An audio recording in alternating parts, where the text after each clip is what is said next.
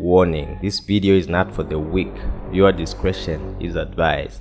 Nah, just kidding. 5 African countries with skeletons in their closet. The death of a person usually brings grief and is accompanied by the paying of last respect to the loved ones. Here are 5 scenarios in 5 different African countries with shocking stories, some with skeletons in their closets and some shocking skeleton bone collections. All of them will shock you. Watch till the end to see number 1. Number 5 on the list is Zambia. 2025 has started on a high note, or should I say high gear, with social media frenzy keeping the netizens busy. The breaking news of an alleged prophetess woman who kept the body of her late husband, a corpse on the bed, hidden for 2 years until it decomposed into a skeleton, left many questioning themselves. Better known to her neighbors as a prayer warrior who always held prayer meetings and threw parties for her guests and followers in the same house where the skeleton was, and she is said to have blocked and stopped the hubby's relatives from visiting her sickly husband. A former football player, it is said she had the intent of harnessing supernatural powers and healing powers from the skeleton bones to perform miracles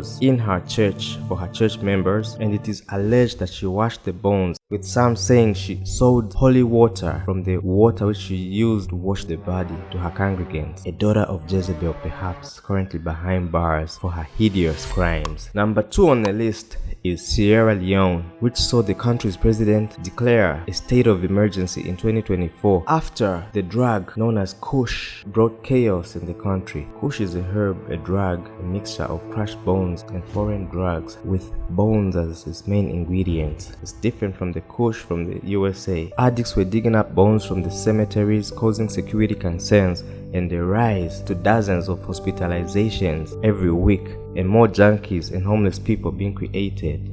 It is not known what gives the people a high when they mix it with bones, with some believing it is the sulfur, but sulfur is said to contain poison, so it is still a phenom. The bones are said to give a high to many, which turns them into living, walking zombies. 3rd on the list is Malawi, but not limited to. It is reported that 4 albinos were human trafficked into Mozambique, including an innocent baby. A belief exists in many African countries that albinos possess mythical healing and enriching powers. Also check out this story in Zambia, where an albino's body was dug up and stolen.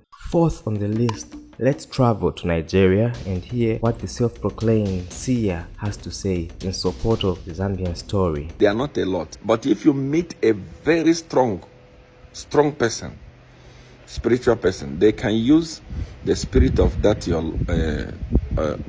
loved one to bring financial favor to you. Spirit does not die. And we also check out this Zimbabwean prophet to hear what they have to say. It's happening in Zambia now. Decomposing body. When they found it, it was skeleton. 2 years. The first day is okay. Second day. Maybe we say you were mourning. You can laugh all you want, but imagine, what does she know?